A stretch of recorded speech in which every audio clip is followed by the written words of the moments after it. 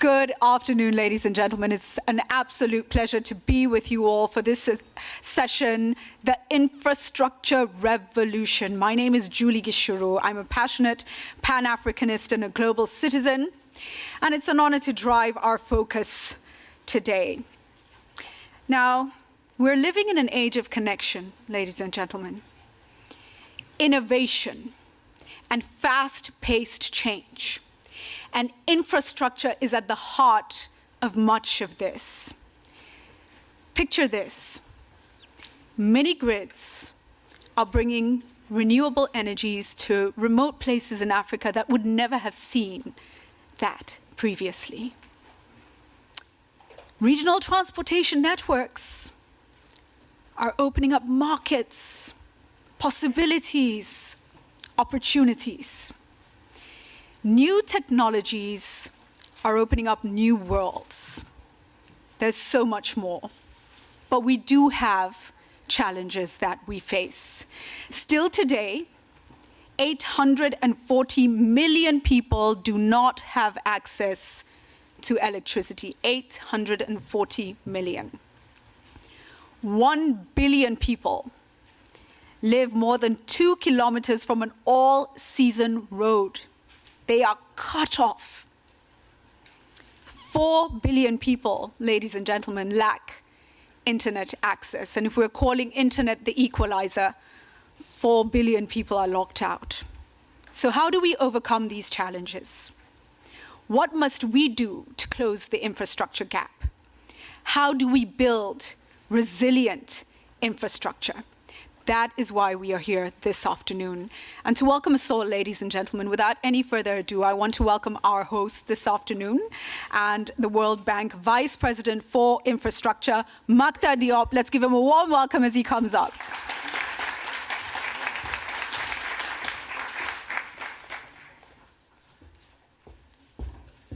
Good afternoon, everybody. It's great to see the room full, and you cannot have someone better than Julie to talk about infrastructure. She has been a champion, and she has been a really, so I can tell you we receive very hard questions, because when she's moderating, she has read all the reports on infrastructure and connectivity and regional integration. So she will be asking very pointed questions that hopefully we'll be able to answer.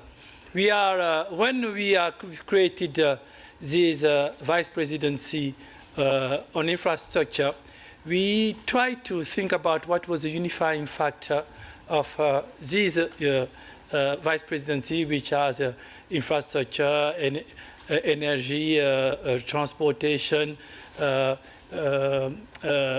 financing infrastructure, and digital. What is linking all this? It was connectivity.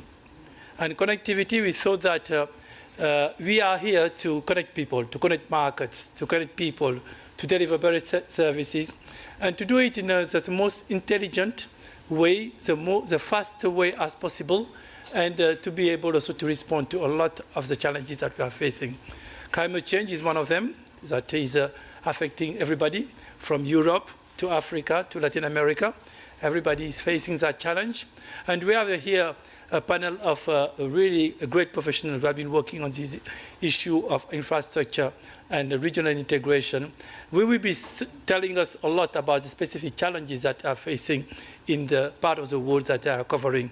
So I'm looking forward to a great conversation this afternoon, where we can see what we can do more in connecting people, not only physically, but creating environment where markets are much larger and where policies are unified.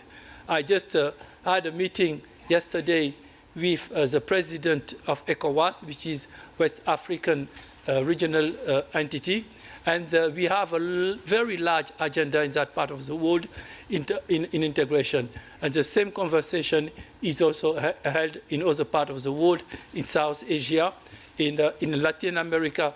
There are some long-standing project of connecting countries, and those poses challenges, but I think that together we can think about it and broach the solution. So Julie, to you, and thank you very much for coming.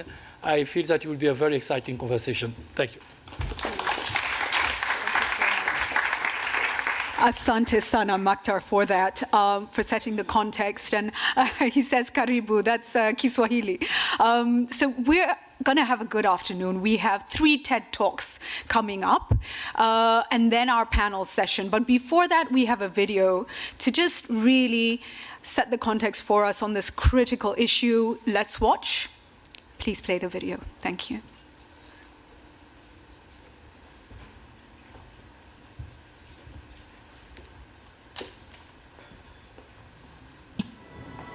It's been said that potential is universal, but opportunity is not. We see this in the 840 million people who live more than 2 kilometers from all-weather roads, in the 1 billion people living without electricity, and in the 4 billion people without access to the internet. We cannot deliver country outcomes until we close the infrastructure gap. Because when people have access to infrastructure, they have access to opportunity. The World Bank helps countries build smart infrastructure that supports inclusive and sustainable growth, expands markets, creates job opportunities, promotes competition, and contributes to a cleaner future.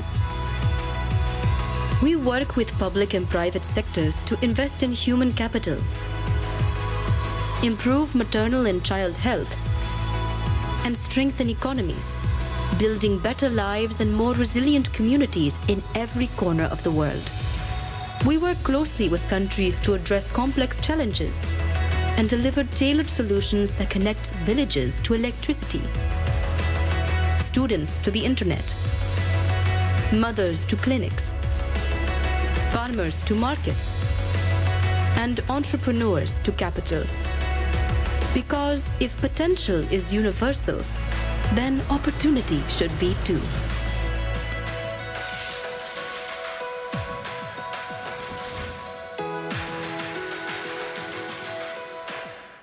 That video really connecting the dots for us. Can we give that a round of applause? And the reason why is it shows why this is such a critical agenda. We move now to our TED Talks, and we begin with a gentleman who is the Vice Chairman of Inland Waterways Authorities of India. He's also a project director of the Jal Marg Vikas project. And an interesting fact, ladies and gentlemen, for you, he has taken it upon himself to rewrite the history of navigation on the river Ganga, which tells you just how passionate he is about these issues. Let's give a warm welcome as he comes up to Pravir Pandey. Thank you, Pravir. The stage is yours. Yeah.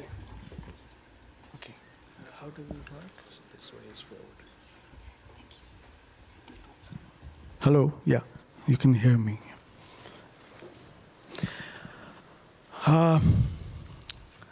The Honorable Prime Minister of India 5 years ago asked this question, rather he posed this question. Is there a possibility to revive river navigation in India, which was lost 70 years back? It took 5 years to work on this project, to make it a good enough story to reach here today. And I've been asked to tell you this story in 5 minutes. So that's a big challenge, but I have faced bigger challenges in the last 5 years. I love to reel out data and information and statistics. I'm not going to do that. Don't worry about that. I'm just going to tell you a very simple, naughty book style story. Most of the forum where I go, the common question which is asked is, why after 70 years?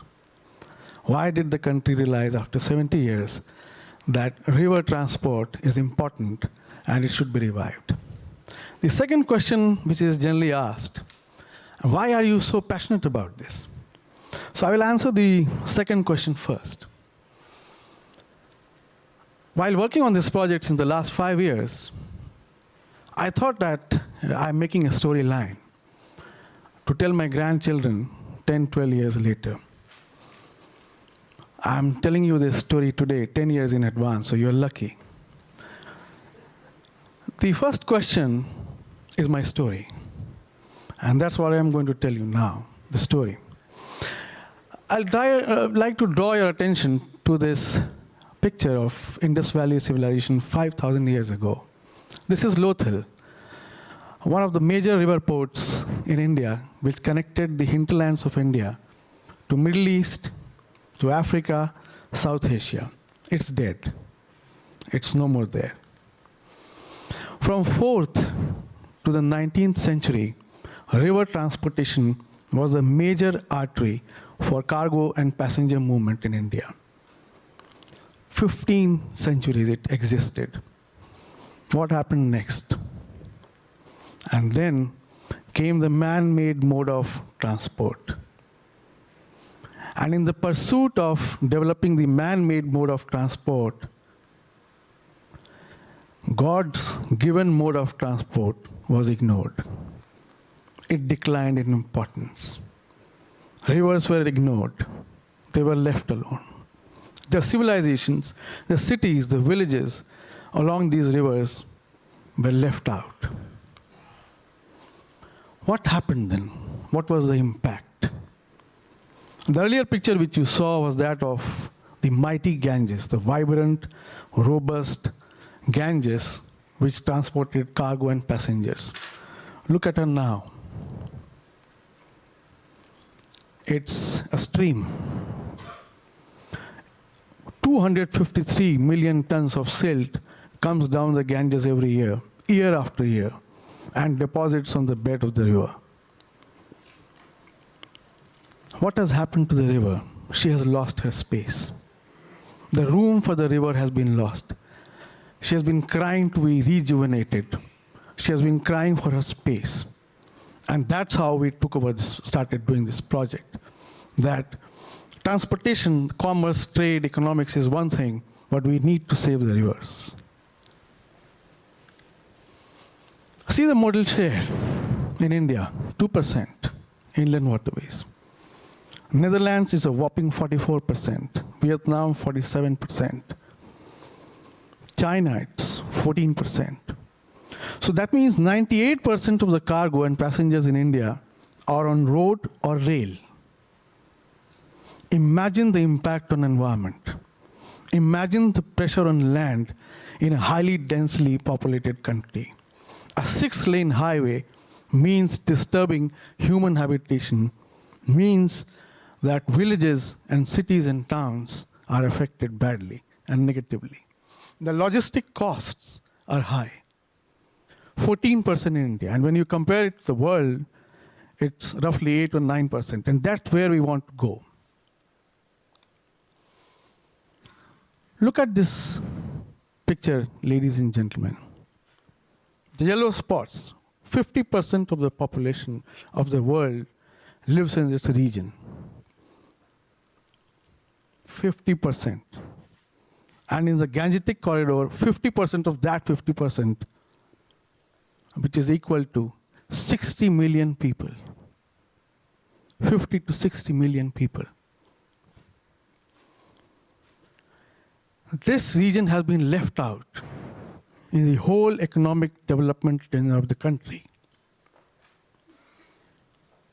Mumbai, Bangalore, Delhi, Chennai, they developed. What happened to this region? They were left out. So what have we embarked upon? An integrated transport planning to revive the waterways to be a part of the rail and the road network, to increase the modal share of waterways. You can see that this is the Gangetic belt, and this is how we are reaching out to small villages, cities, and towns which were left out in the whole economic agenda development and the transport narrative. Have a look at this picture. It does not end at the Ganges River. We have 5 neighboring countries whom we want to bring it into our fold. Nepal, Bhutan, Bangladesh, Myanmar. They are all interconnected. The waterways are there, but there are artificial barriers, tariff barriers, negative perceptions. They need to be overcome. And what happens? 1 billion people will get the benefit of these waterways. 1 billion people in that region, if these waterways are seamlessly connected. And that's what we are aiming at. It's happening. See the health of the river, it's getting restored. Cruises are coming back, ships are coming back. Look at the cargo features. 3 years back, it was 4 million tons, and now it is 12 million tons. More than tripled. Rivers don't generate cargo, something is happening. There is a modal shift. Cargo from road and rail is shifting to the waterways. People are realizing the benefit of this economical and environment-friendly mode of transport. This is the city now, revived on the Gangetic River. Ladies and gentlemen, everybody doesn't get the chance to sail the high seas, but everybody gets the chance to ride the nature's path. Thank you very much.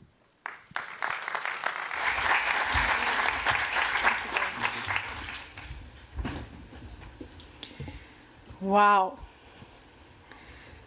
So the mighty Ganges turned into a stream, right?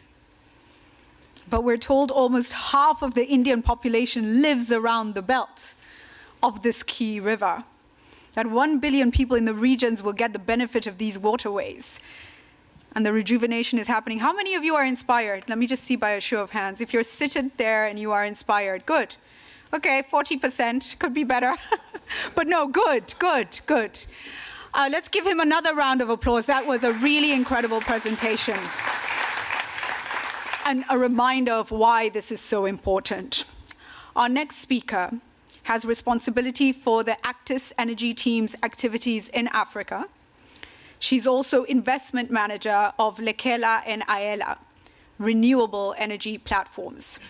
She also has responsibility for new technologies globally, and her profile is much bigger, but I'll stop there and say let's give a warm welcome to Lucy Hines as she comes up to share her perspective with us. Thank you.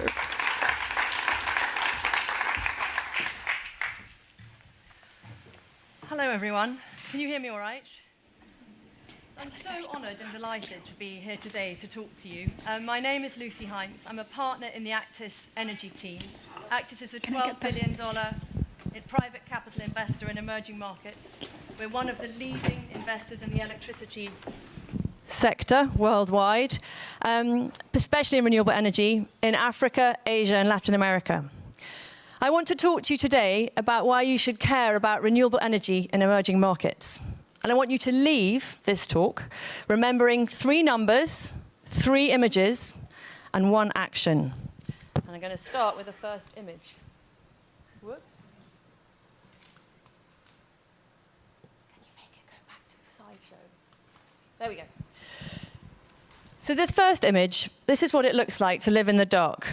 This child is doing his or her homework by the light of candlelight in Nigeria. Other children do their homework in airport parking lots in order to get light. I want to give you 3 numbers. The first is number 1. 1 is for a whole other planet of power projects that need to be built by 2050 to achieve SDG 7, universal electricity access. As has been already talked about this afternoon, 840 million people on the planet today, 3 times the population of the US, roughly, lack access to electricity. And they all live in the emerging markets. Second number, 80%. 80% of the 10 terawatts of projects that need to be built between now and 2050 will be renewable. And that is simply because wind and solar right now are the cheapest electricity in 2/3 of the world. And by 2030, that will be universal.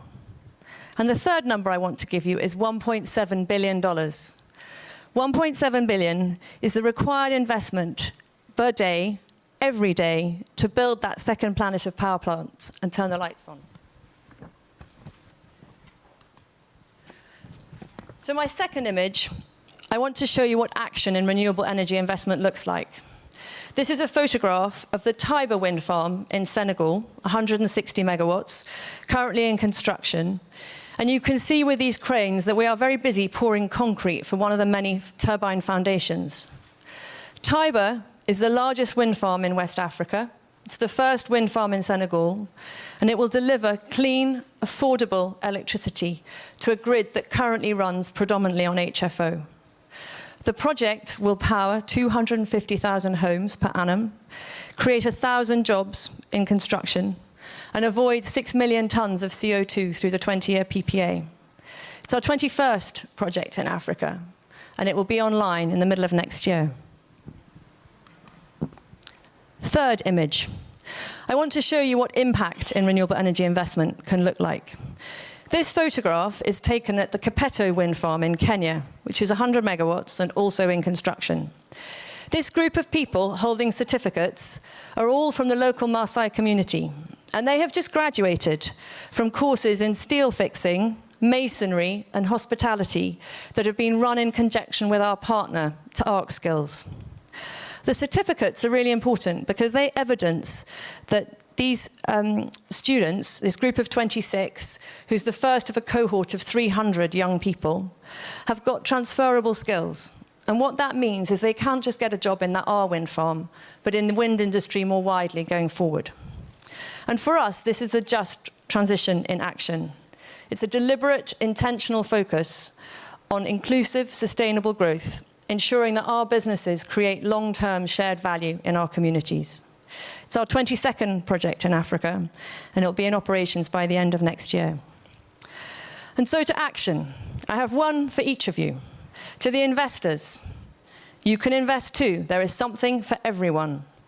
You can invest in growth and build-out with private equity style risk and return. You can invest in the emerging base of installed capacity with yielding infrastructure type of returns. And you can invest in the emerging technologies with VC type returns. Policymakers, you already know that access to power is the #1 growth driver. You can create the frameworks for utility scale wind and solar. You can create the frameworks for installing battery storage to support your grids. And you can support concession arrangements for microgrids to connect your populations living in the dark. Multilaterals, you already know that you're catalytic. You can be the key to mobilizing other pools of capital and de-risking investments. You can focus on the missing pieces of the jigsaw. And to the innovators, there is an enormous opportunity to bypass legacy infrastructure and to create new solutions. You can develop appropriate smart grid technologies, especially for emerging markets, and unlock more investment. And so lastly to all of you, one more planet, 80% renewable energy, $1.7 billion a day, action, and how we focus on inclusive, sustainable growth. Actis has delivered 116 projects, totaling 25 gigawatts over the last 20 years, all of which are in the emerging markets. And yet the opportunity is still gigantic. And so I hope that you would join me in my excitement that all the tools for a low-carbon, inclusive, resilient, and just transition are here. Thank you.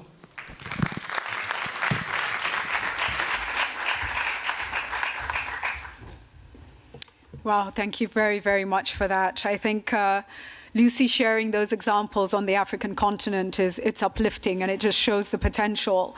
Who are the investors in the room? Do we have investors? Yes? Yes, we have our investors in the room. Where are our policymakers? Yes, thank you. Can I see our innovators? And by innovators, we include academics, researchers, the whole world across innovation. Where are you? Okay. Entrepreneurs. Who else is in the room? Okay. So the roles have been mentioned. The advice has been given. And when we come back to the panel session, I think we'll come back to you with more thoughts on the roles each of us can play. Because as you sit where you are, it is about what you can do to make a difference. That is the reason why you are in the room. So we come now to a young lady, particularly inspiring for me because Africa, as you know, is a very young continent. And so it's so good to see a young woman who's about to take the stage doing incredible things on the continent. She co-founded pushcv.com, which is one of the largest job sites in Africa. This year, she was named one of Forbes Africa's 30 under 30 in technology, and one of the 30 Quartz Africa Innovators of 2019 as well.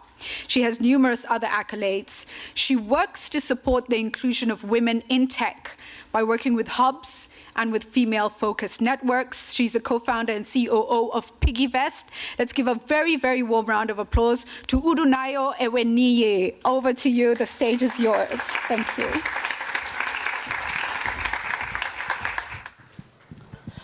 Hello, everyone. Thank you for having me. I'm a bit nervous, so please forgive me. Okay, so my name is Adria Everyh, and I'm the co-founder of PiggyVest, a financial technology startup based in Lagos, Nigeria. Now, Nigeria is a country of 200 million people, but unfortunately, nearly half of those people are living in extreme multidimensional poverty, which means that roughly 100 million Nigerians are living on less than $1.90 every day. Most Nigerians are earning so little compared to their expenses that roughly 102 million Nigerians need to save almost half of their monthly income to meet up with their expenses. And because we have no credit infrastructure, most of our payments are done in bulk, in cash, and upfront. So if I wanted to rent a house, for instance, I wouldn't just worry about first and last month's rent. I would have to worry about a year or two in advance. Now, imagine that in a country where the average income for a person is $150, and the average rent for a year for a one-bedroom apartment is about $2,000. That means that we're asking people to get a basic need like shelter to save up a year's salary. And we all know that the best way to save in 2019 is to use technology. So you see, Africa has already been privy to digital innovation. We've already seen new possibilities and we've embraced some of them.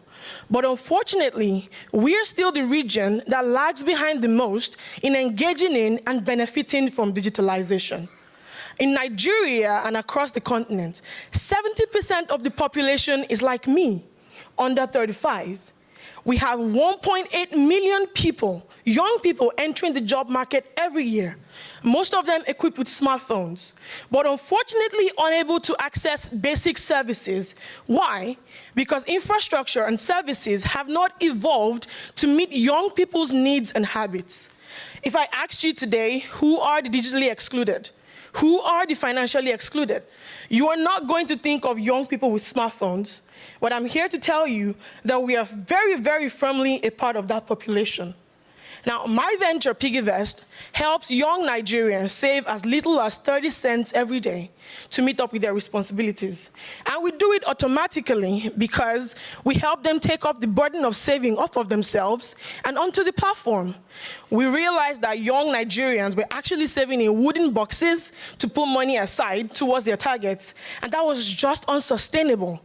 We're helping them to save in 90-day bursts and helping millennials be more fiscally responsible, and also offering interest rates that are more than 50% better than that of commercial banks. But we've only been able to reach 400,000 people so far, and we know that there's still more to be done. What is the problem? The problem is access. Access is a problem because depending on where you are in Africa, 1 gigabyte of data can go as high as $35, which means that millions of people are still out of reach of affordable internet. An obvious downside to that will be the fact that we are creating an unintentional digital divide and a barrier by not creating internet infrastructure for these people.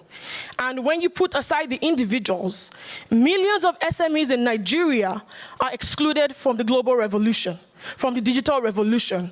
Studies show that small businesses that use the internet grow twice as fast as those that don't. Those that don't are concentrated in Africa.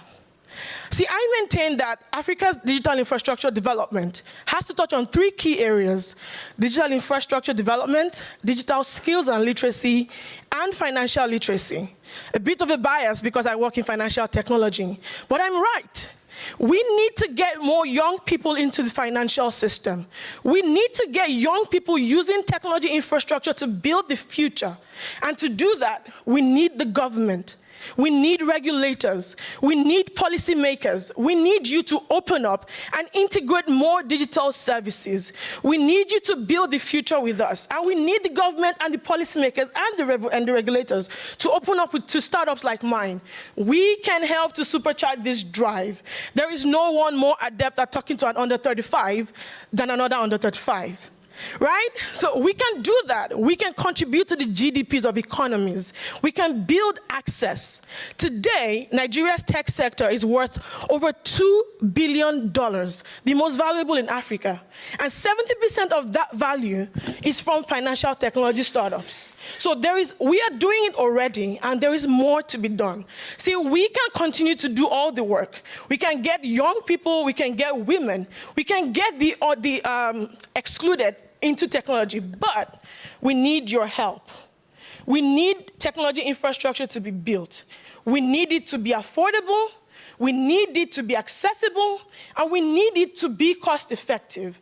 We need businesses to be able to build sustainable means of selling their stuff on the internet. It's a global market today, but Africa is still being excluded. But that should change, because it is Africa's time to take advantage of technology. It is Nigeria's time to take advantage of technology, and we need you to work with us. Thank you.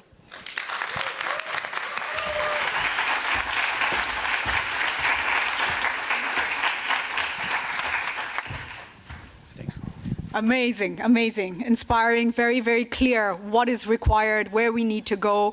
And that brings us to our panel session. I'm going to welcome our panelists to now come up and take their seats. Let me welcome Alain Ebobisse from Africa 50. He's the CEO. Give him a warm round of applause as he comes up. Benigno Lopez, Minister of Finance, Paraguay. Sir, please come up.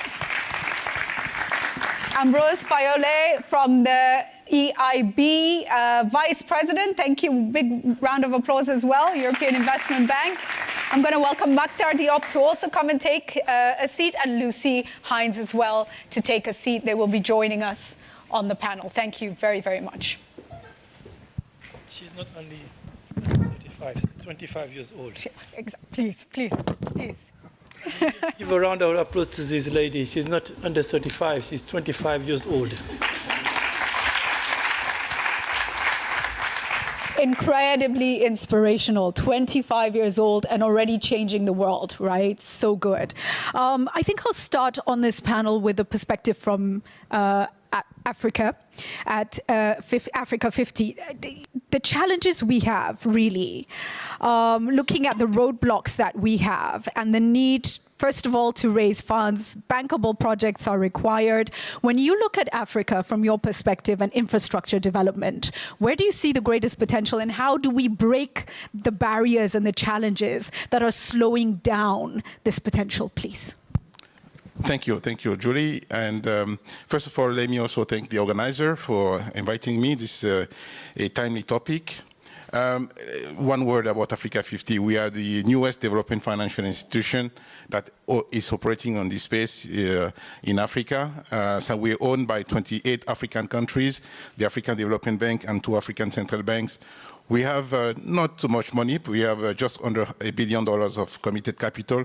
But the mandate that our shareholders have given us is to catalyze private investment in infrastructure in Africa. So that's important. Now to the question. First of all, the investment requirement in infrastructure are huge. I think there's a piece by McKinsey & Co. a couple of weeks ago that came up with another estimate that investment requirement in infrastructure in emerging markets, about $2 trillion a year that is needed to be invested. If you look at Africa, the region that we cover at Africa 50, I think we're talking about $130 to $170 billion of investment requirements. A fraction of that is invested today, so you have a big gap, which is a big opportunity. But so everybody understand, and this is where Africa 50 role will be a bit more clear, that there's just not enough public money and DFI, development financial institution money, to bridge that gap. So the private sector has a huge role to play. A couple of figures, additional figures, and they will stop with mentioning figures. The World Bank Group has a very good database that tracks the private investment in infrastructure in emerging market, the PPI database. So giving the numbers for last year in 2018, $90 billion of private investment in infrastructure were actually invested in emerging market. In Africa, the number was much smaller, $8 billion. So those numbers are, I would say, good and bad. Bad because they are nowhere near close to what needs to be invested, but good because that tells us that we know how to attract private investment in infrastructure in emerging market. If I focus on Africa, where I see the biggest opportunities, power, telecom, the sectors that, frankly, today, I'm telling some of our shareholders at Africa 50, governments have to get out of those sectors in terms of making investment. They have a role to play in terms of designing regulations to make sure that those sectors are bankable. But the private sector has the appetite to invest in this project. At Africa 50, we have the appetite to invest in those projects, and we have invested in those projects. A couple of things that actually needs to be done in order to scale up the investment, because the numbers that we see today, they are good, but they need to be scaled up significantly. And one area that I see a scale up which is required is what I would call project preparation, or I prefer project development.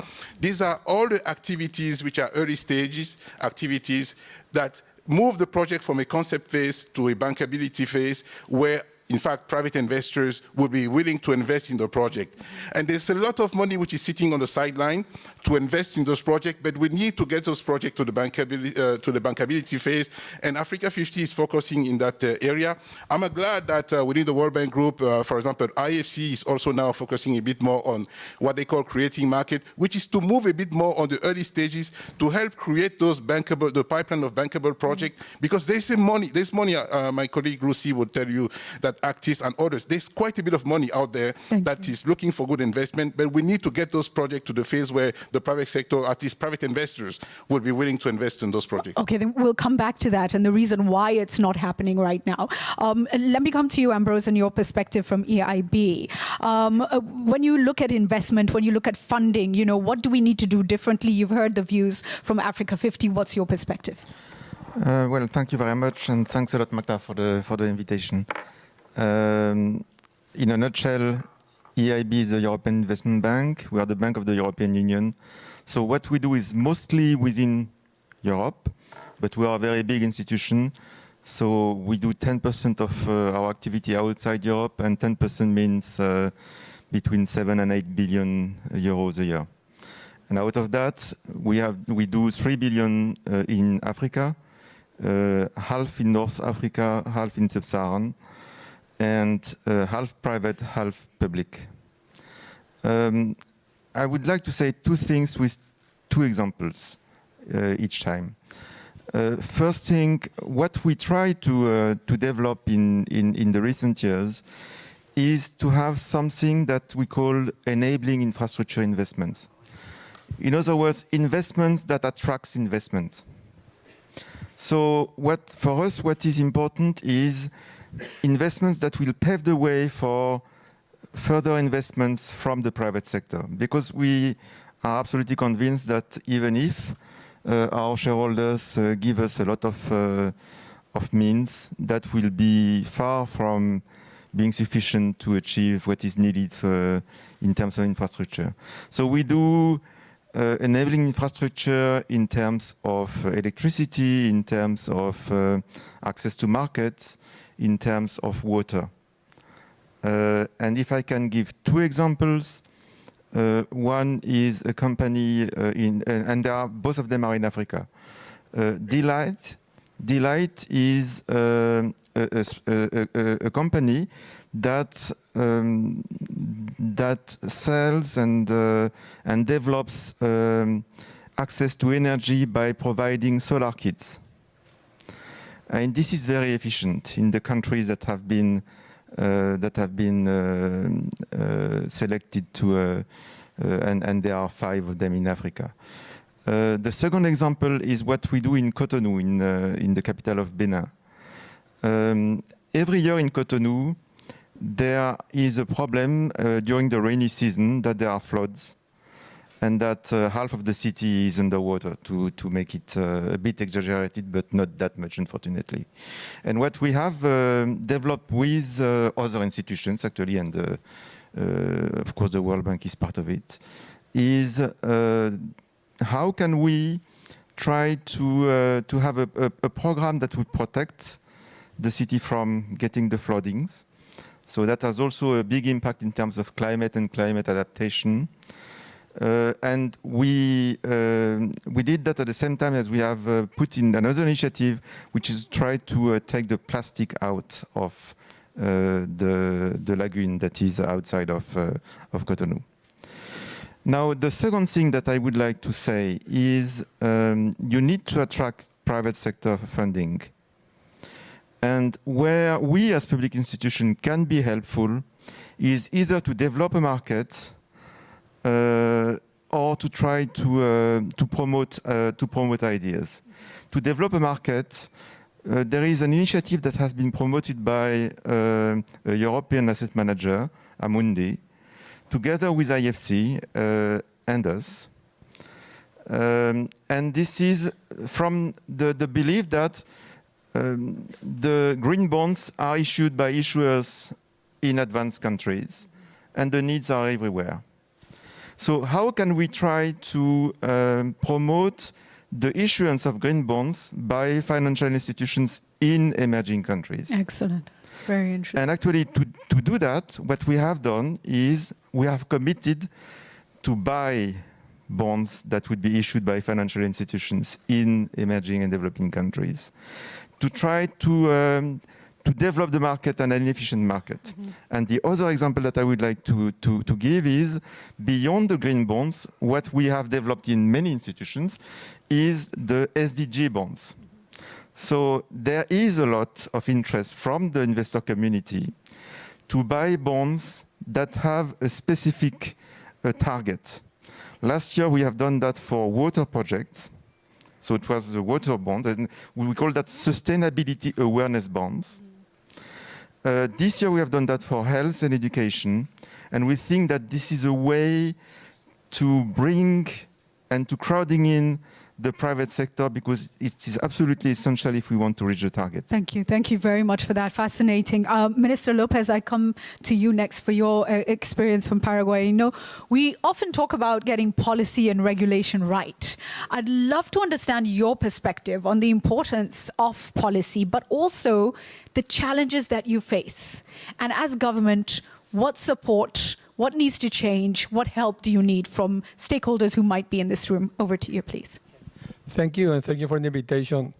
We are in the process to building a bridging the gap that we have in the infrastructure in Paraguay.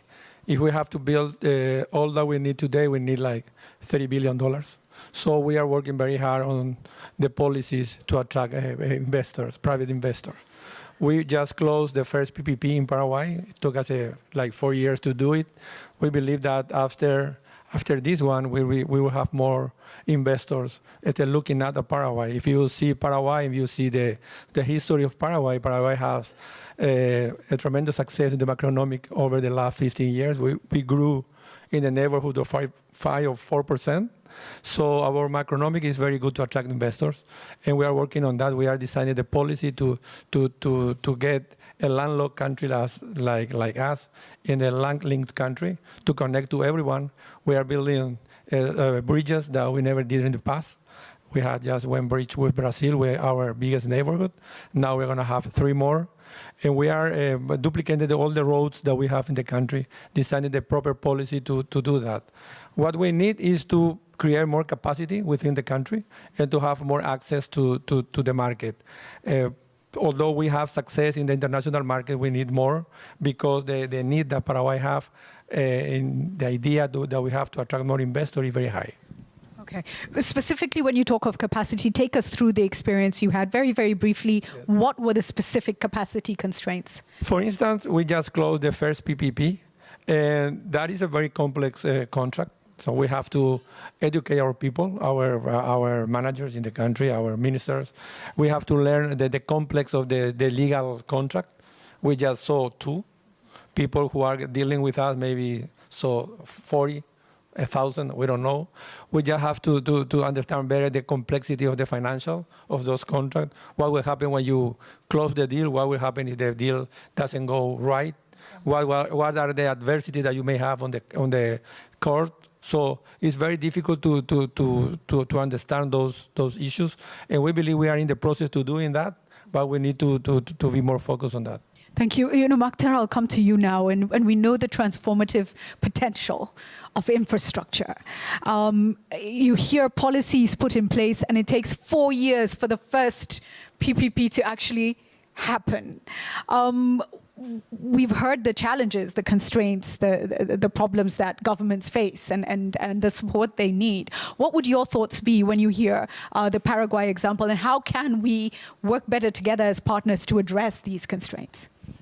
Yes, thank you very much, Julie. Let me maybe, before answering that specific question, make a couple of points.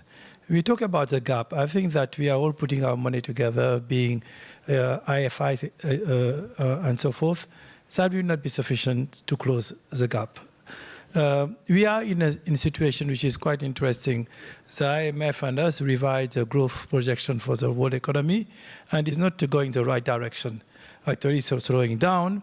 And you are even talking in countries never experienced negative interest rate, that possibility will happen. And even people are starting now hedging towards that. It means that the counter-cyclical policies that government had in investing in infrastructure to spur economic growth will not be there anymore. At the same time, we have in OECD countries and most of the countries, fast aging populations. So there is here people who are saving a lot through pension fund or through other instruments who are receiving very low return, and we are facing to finance people who will be living longer. And there is a part of the world which have huge investment needs where the return of investment is very high and these things are not put together. So I think one of the tasks that I think that all of us have in our institution, policymakers, is how to strengthen that link. Alain mentioned an important part of it, which is project preparation. I think that the space of new financing is crowded, while the space of financing project preparation is underfunded. So if I were a businessman today, I will create a business out of preparing project, because this is where you have huge need. And I would like to encourage the private sector to think about it as a business line, how to prepare project, how to help people to be prepared to invest in countries. We have initiatives like the GIF, which is helping doing that, but it's still a small amount of money. So I think that I would just suggest that we shift a little bit the emphasis in bringing more money and say the money is here and cannot be used for investment, to really addressing the bottleneck, which is project preparation. The second point I would like to make is one of the big investors are cities. And in most of the cases, cities are not in a good financial situation. If you look at the credit rating of most of the cities, it's not a good credit rating. So I think that if we want to accelerate and spur investment in the countries, we need to work at strengthening the capacity of cities, in preparing projects, in managing the city, in generating revenue, and so forth, which is another challenge for policymakers in terms of policy. The third one is about traditional investors. If you take a continent like Africa, investors from the continent are still very much focused on the investment of yesterday or maybe today, but very little investment of tomorrow. This lady from Nigeria was telling us about a startup. How many big investors in Africa are investing in a business? How many people are trying to invest in these investments are creating jobs in Africa. So one of the challenges is how to help people who are already here investing in the African continent to think not only about the economy of today, but the economy of tomorrow, and the fastest growing share of the economy of today, which is a tech economy. So those were some of the practical challenges that I would like us to start taking and breaking down and seeing how we can contribute in solving them. Thank you for that. I come to you now, Lucia, and with your experience, I think you said 22 projects on the African continent so far. When we talk about underfunding of project preparation, is that something that resonates with you? Is that something you see? And what other learnings can we draw on from your experience? So I think that is definitely part of the picture, and it's something that we talk about quite a lot. But actually the generation piece of the jigsaw is only one part of a well-functioning power sector. And in fact, what is often overlooked in terms of private investment, or the opportunity for private investment, is transmission, grids, and distribution companies. And if you think about the fact that renewable energy is an intermittent energy source, but actually has the capacity to be, as I said, cheapest energy in the world by 2030, and already in 2/3, actually there's an enormous opportunity for new models of investment in grids, particularly storage, which is already very fast approaching cost competitiveness and can really unlock fragility, support grids to take on more renewable investment. And it would be great to have a conversation about new models of investment, working with the private sector to build out transmission, to own and operate transmission, to look at storage, to look at distributed generation, and from there on to new models around electric vehicle charging, smart grids, and some of the other technological pieces which would fit more into Oduwayo's presentation. Thank you for that. Yes, please go ahead. I can see you want to jump in. Yeah, I wanted to jump in and reinforce that theme, that it's really, really important to increase the resources allocated to project development, but that also include supporting government in project preparation, having capacity on the government side to negotiate those complex PPP arrangements. But I also like to put something on the table which is slightly controversial, in the sense that I like to challenge all of us, especially the developing financial institutions, to be a bit more fast at delivering our programs. Because it takes way too much time to do things. We know how to do those things, especially for projects which are simple projects, or at least relatively simple. To do an IPP, IPP have been done globally in Africa, Latin America, everywhere. The recipe for doing these things is known, is clear, but it still takes forever when you come and deal with development financial institutions to get those financing implemented. I'm sure my colleague from Actis would agree. At Africa 50, what we are trying to do is to show that those projects can be delivered faster. We have a number of examples, but I think it's a change in mindset. Many people within the big institutions, they have to figure out a way to understand that the opportunity cost of delayed project implementation is quite high. Mm. You know, sometimes people don't want to make the decision, but once they're not making the decision, countries are using alternative sources of energy which are more expensive and creating a huge burden on the country. So let's lean forward. Let's try to figure out a way to do things faster. We don't need to have perfect project. Right. If the project is good enough and the fundamentals are covered, let's invest in those. That's one of the questions that had come in about that. So thank you. I think you've addressed it, but let's come to Ambrose, who's ready to come in. Just two comments. One, there is a very lively private equity and venture capital in Africa. This is not known, in particular in Europe. It is not known enough. That's why we are financing a number of these companies by making direct equity investments. This is very costly in terms of capital.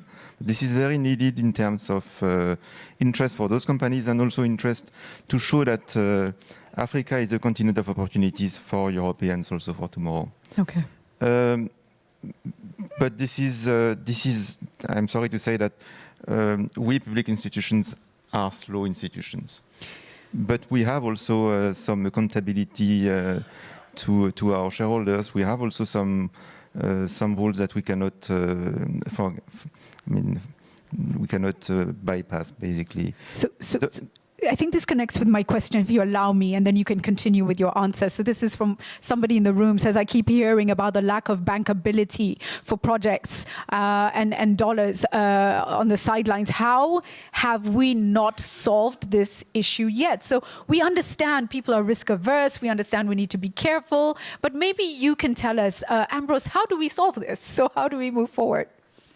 Well, I mean, this is an issue everywhere. We have put in place in Europe what we call the Juncker plan to boost investment, risky investment.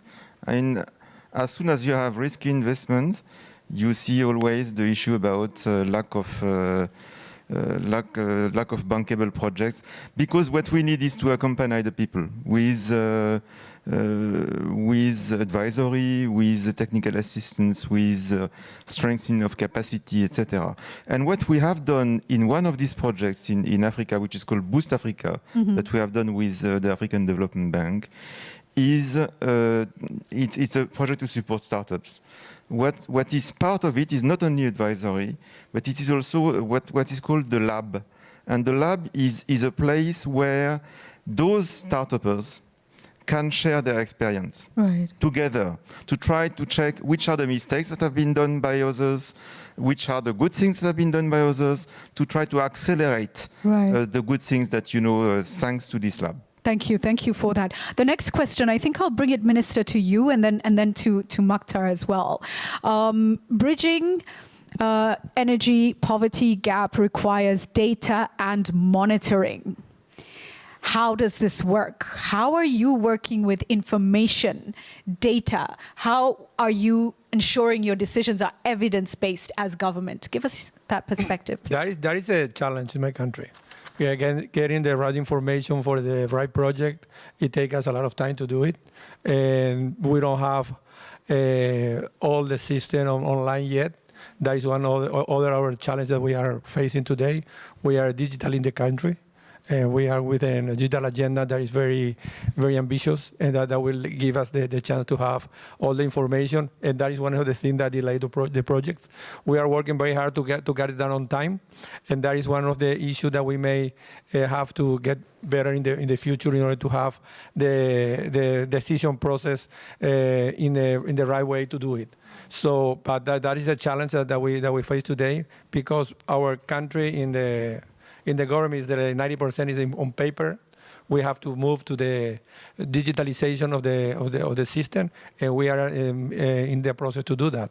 But all those decisions that we are making with the information that we have today, although they take some time to get it together, we think that the information is somehow accurate. Okay, so we have needs there, pressing needs, yes. But you're working with what you have right now. Mukhtar, your thoughts on how we can do better on this? I would like just to say something which is I wanted to share with you, Julie.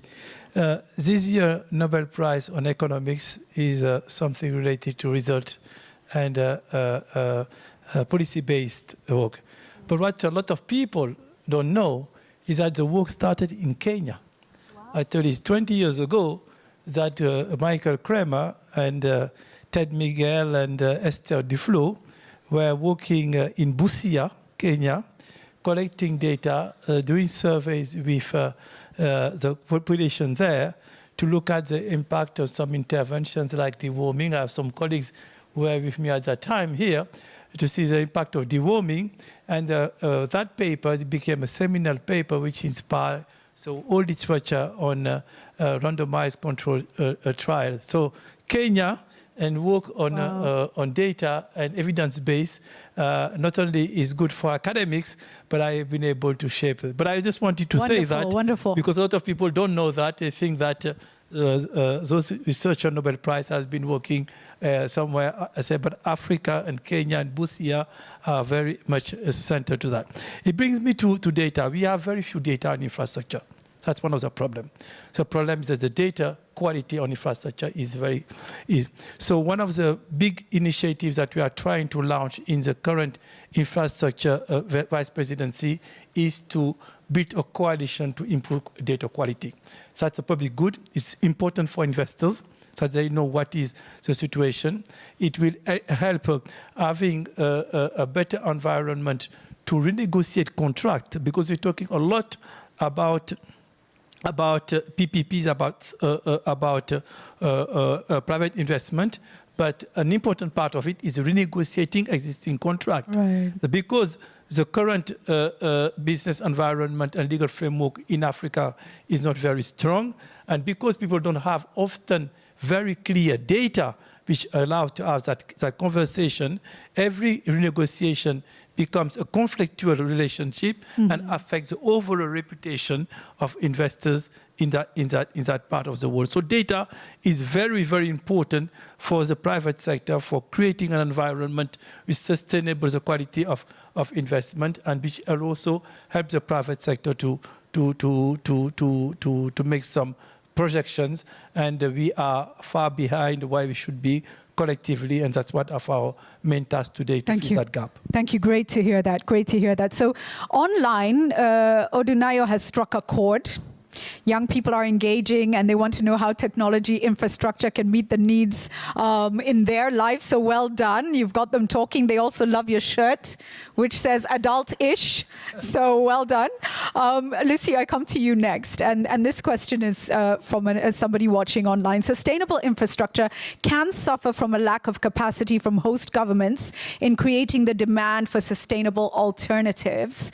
How can the bank work through its technical assistance and other tools to garner to help this situation, right? So if you were advising the bank, what would you be saying with them? What role could they play? How could they be more supportive in this regard? I think there are some great examples of certainly the bank and institutions of the bank, like IFC, already trying to create those channels for the private sector. So I imagine a lot of people in this room are very familiar with the Scaling Solar program in Africa, which has very much tried to establish the sort of key elements of a bankable framework without perhaps the scale requirement that some markets that have done this off their own bat very successfully, like South Africa, have implemented. So you already have some great examples out there.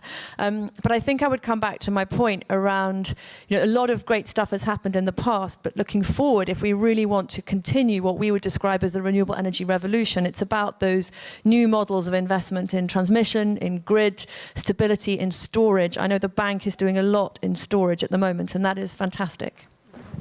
Thank you. We're coming to our final round of questions. I must come to you with the Africa Continental Free Trade Area, the need for the regional links and the continental links. And, can we rise up to the challenge of opening up the infrastructure that we need to make this work for Africa? Are you optimistic? Yes, I'm optimistic. That's the easiest question that I have about the prospect of Africa. And the Continental Free Trade Area would work substantially better once we implement some of the regional infrastructure projects which are so needed to make this the biggest really free trade area in the world work well. And at Africa 50, we're going to do our part. There is one regional project that Africa 50 is the lead developer. We will connect DRC to Congo-Brazzaville, because those two countries are not connected by physical connection. So we're going to do the bridge over the Congo bridge. We will do this project. And there are a number of transmission cross-border transmission projects that needs to be done so that we have a bit more trading of power across countries. And also, I like to confirm and support what Lucy said about, it's easier to do generation project from the private sector, but we need to do more PPPs in transmission and distribution. And indeed, Africa 50 will be doing some of the first transmission PPPs in Kenya, in your country. President Kenyatta allocated 3 lines to Africa 50, and we do them under the PPP framework. So yes, the Continental Free Trade Area is a fantastic idea, but it needs a number of ingredients, including regional infrastructure, to make it work more effectively. Thank you very much. Minister Lopez, let me come to you. Paint a picture for us. If we get it right for Paraguay, what will it look like in terms of infrastructure development? How would it transform the country? What could Paraguay be? I think that Paraguay, for all the investors that may be here, is a safe bet. We are enjoying a tremendous success in the past, and we are building the future with the reforms that are most needed.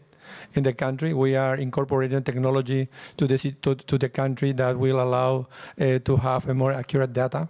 And we are also making reforms in areas that are very important to the productivity of the country, such as human capital. So I believe that in the future, Paraguay will be we are all today almost investment grade. Without that, and with that will be for sure in the years to come investment grade. The market are already treating us as investment grade. So I think that the future for Paraguay looks very bright. Thank you.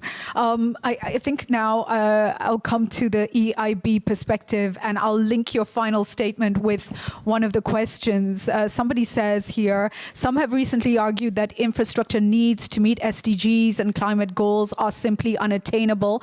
How do we know we can do this? I bring this to you because I want you to connect the dots for us. The work you do, the infrastructure you're investing in, the things that you are building, are they going to yield benefits for the people that they serve? And can we achieve those SDGs? Can we ensure we're building climate resilience? Will they transform our societies and communities for the better? At least we can, and we must do everything we can to try to attain them. And I think there are two elements that are going to be extremely helpful, and there are plenty of ways to look at the glass half full if you want, or half empty. But there are two elements that I think are very important. The first one is technology. I mean, you were referring, Lucy, to Scaling Scholar. What I found interesting with Scaling Solar, this is a project that has been financed by IFC and a number of other institutions in a number of African countries, is that with time passing by, with the technology on solar being less and less costly, with learning by the experience that you had in the first one, which was in Zambia, now it has been in Senegal, tomorrow it will be in Ethiopia, the cost of electricity is less and less. And that means that you will have a better access for a lesser price. And that's, I think, is a very good reason for hope. And the second one is, I mean, there is plenty of money in the world. So if you can find stories like the one that the lady from Nigeria has expressed, or the gentleman from India, I mean, these are great stories that I'm pretty sure will attract a lot of interest and money to finance these SDGs. Okay, thank you for that. Lucy, again, your final statement linked to one of the questions. We understand the role of private investment firms, but what are the country roles? How can they improve? How can we work on, if you were to advise what we need to do in country to make things better, to move faster, what would you advise? My wish list. So it comes back to the frameworks, and the frameworks are all well established. There are great examples of great frameworks for private sector investment all over the world. And so the frameworks are there, and it's a question of focusing on the missing pieces of the jigsaw to enable well-functioning electricity sectors. And the journey has already been taken by countries in Latin America, and where you see, credit-worthy off-takers and liberalized models. And so I think the frameworks are there. Focus on the missing pieces of the jigsaw, and be optimistic. Well, thank you. Thank you so much. Makhtar, I'll finish with you, but I'm coming back to Africa 50 because there's an interesting question here that I think you need to try and help us address. How do you reconcile infrastructure development and environmental protection? Very important for all our countries, our regions, and for Africa. This is a key thing. What kind of impact studies are being carried out? How do we mitigate crisis when it comes to projects and the environment? First of all, I think for all of us on this panel and many stakeholders, we are working to develop, to invest in sustainable and responsible. We have responsible practices for infrastructure investment. Whenever at least Africa 50 is involved in the project has to meet at least We're going by the IFC performance standards for environmental and social and governance, and also the African Development Bank standards and local countries as well. So everybody, this is a given.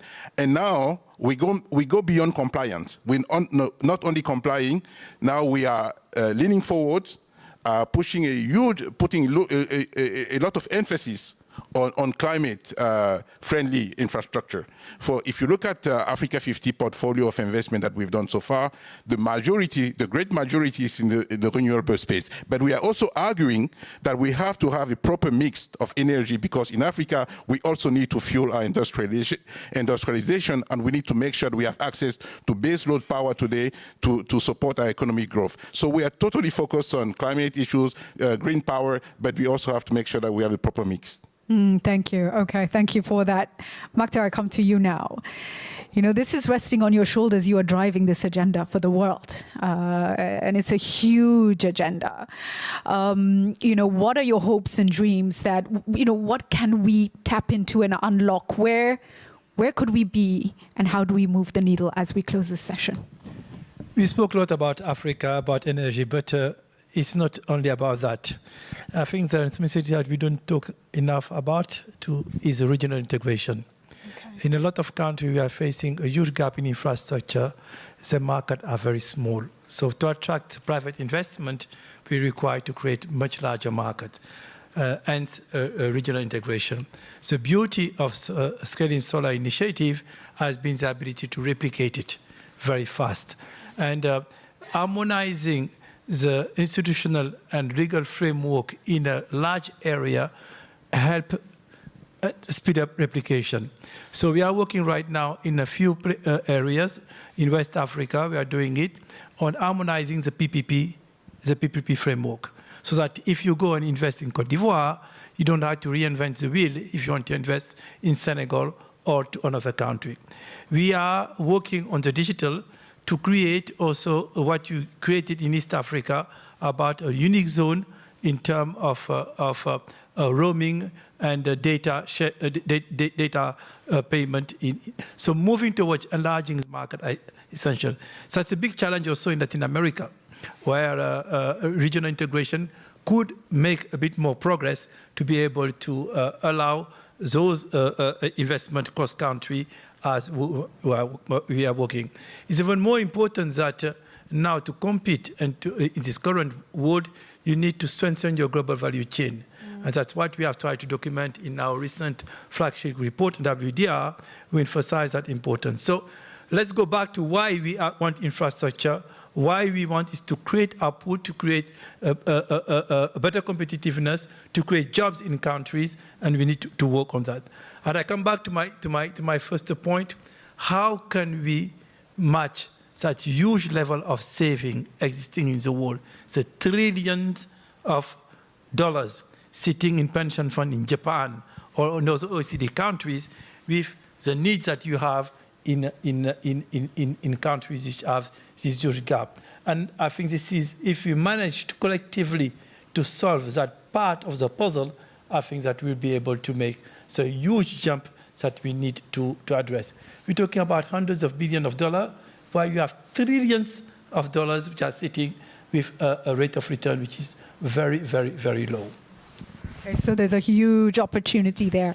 Ladies and gentlemen, to help us close this session, I'm going to ask Odunayo to come back up. She wasn't expecting to do this, but I think it's great to give a young voice the opportunity to inspire us as we move forward. This is in so many ways their world. For many of us, we're only going to see the last legs of the change that will happen. Please come up.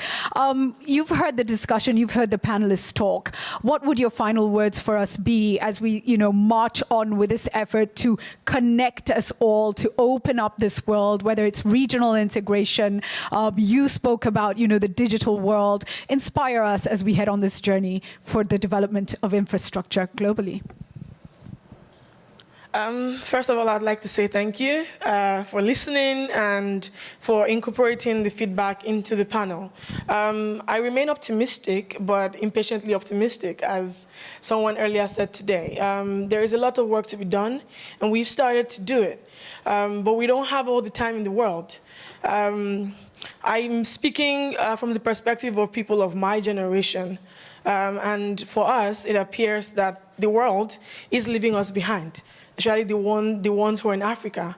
So we would definitely, we already appreciate the efforts that are being made. Being present here at this meeting is an incredible opportunity to stand with so many incredibly accomplished people and to speak almost for young people like me in Africa. So thank you for the work that you're doing, but please be conscious that we're waiting and we're very, very impatient because we believe that there's work to be done and you're already doing good work, but we still would like to see more. And we would like access, as I've seen like the incredible engagement on Twitter. Everyone is really, really happy about what's going on here. But what we have to say is that we need more access. We need it to be affordable and we need it fast because we don't want the world to leave us behind. They talk about waves of revolution and waves of evolution. And I don't know that Africa is even on its second one. And today I'm 25. Tomorrow, the next time we have this conversation, I may be 35. And then that time, 10 years would have gone. We would like to see some progress. Thank you. Thank you very, very much. Ladies and gentlemen, a warm round of applause also for the panel, please. Thank you all for joining us. I hope this was an interesting, informative experience, and have a great evening. Thank you.